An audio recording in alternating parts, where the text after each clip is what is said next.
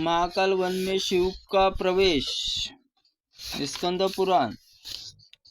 देवता बोले, प्रभु आप देवताओं के भी ऊपर बड़ी भारी कृपा करने वाले हैं। महादेव जी बोले, देवता तुम्हारे तप से, दुस्सह से, कष्ट से तुम्हारा तेज और बढ़ गया, अधिक उत्कर्ष प्राप्त हो। देवादिदेव महादेव के ऐसा कहने पर ब्रह्मा आदि देवता पृथ्वी पर घुटने टेक कर ऊपर की ओर मुंह करके बोले, देवेश्वर आप हमारे प्राणदाता है। देव तपस्या से आप हमारा दर्शन होता है, इसलिए ध्यान में हम लगे हुए हम भक्तों की रक्षा कीजिए। महादेव जी बोले, देवता मैंने यत्न पूर्वक तुम्हें प्रत्यक्ष दर्शन दिया है, अब वर मांगो, मैं तुम्हें बहुत से वर दूंगा। भगवान शिव ऐसा कहने पर ब्रह्मा जी ने कहा, हमें ऐश्वर्य और राक्षसों का अक्षरधाम दीजिए। भगवान शिव बोले, देवताओं को इस लोक में मेरे भक्त है, इसमें मेरे हाथों मारे गए दुर्गति नहीं प्राप्त होंगी, जो मरण मुक्त गति प्राप्त होंगी। देवद्रोही उसर जटाधुर शूलपानी होकर मेरे वाम पार्श्व में विराजमान होंगे। दैत्यों का निग्रह आप लोगों के बोध कर लिया, भूतल में कपाल फेंका, वहीं मेरी भक्ति इच्छा रखने वाले भक्तों को इस प्रकार मैंने अनुग्रह किया। वृक्षों को प्रार्थना करके इस वन में नित्य निवास कर स्वीकार किया। देवता वन में आए हुए यहाँ तपस्या करने वाले तुम्हारे सामीप्य महाकाल वन को दो नामों से विख्यात होगा। एक वन गुहा वन और शमशान तीर्थ में श्रेष्ठ महान है।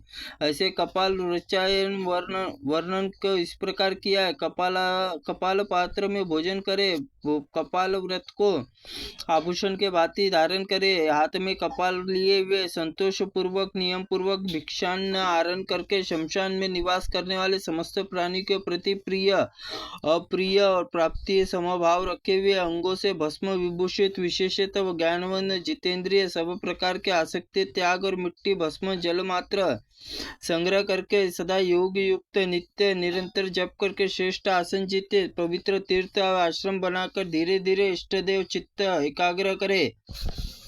यही लोकातीत और महापशुपत व्रत के पूर्व काल में कपाल व्रत आश्रय लेकर उसमें स्वयं इसका पालन करे। कपाल व्रत परम गोपनीय और पवित्र पापनाशक है। कपाल व्रत कनिष्ठा से धारण करके परम अद्भुत महापाशुपत व्रत धारण करने वाले महात्मा को जो श्रद्धा पूर्वक भोजन करता है, उसमें करोड़ों व्रत वेद देता ब्राह्मणों को भोजन कराने वाला फल होता है। जो यतियों को कपालु पूर्णीय नारियल को खप्पर भरकर भिक्षा देता है, वह सब पापों से मुक्त होकर दुर्गति नहीं प्राप्त करता। यह लोक वेद और वदिंत देवताओं दानवों द्वारा पूजित सब संपूर्ण भूतों को मोहने वाले कपाल व्रत जो धारण करते वह मेरे समान इस पृथ्वी पर विचरते हैं।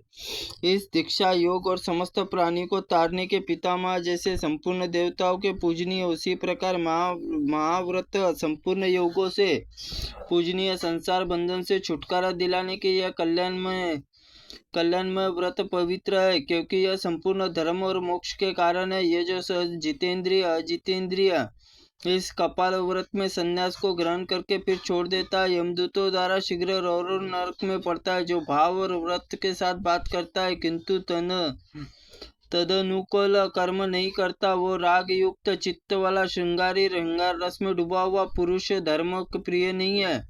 इस व्रत को लेकर किसी भी एक स्थान पर भोजन करता है, मिठाइयाँ उड़ाता है, निष्कपट बातें करता है, अच्छी नहीं लगती।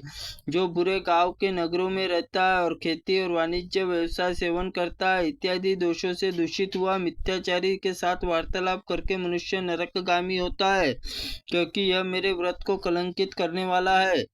सत्येंद्र कुमार जी ऐसा कहकर भगवान सदाशिव ब्रह्मा देवताओं के साथ श्रेष्ठ में बसा है और श्रेष्ठ मुनिगण आदि क्षेत्र में शमशान करते हुए भगवान शिव को निवास किया है।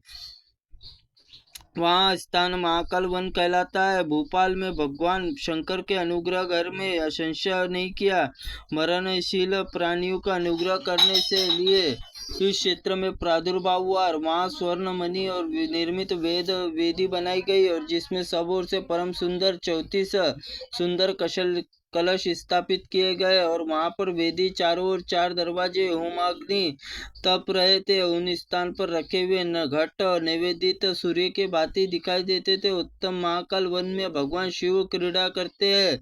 उन सब में सतयुग में सत्य सबको प्रत्यक्ष दिखाई देता है। त्रेता में धर्मपरायण तपस्वी ब्रह्मचारी भगवान प्रत्यक्ष देखते हैं।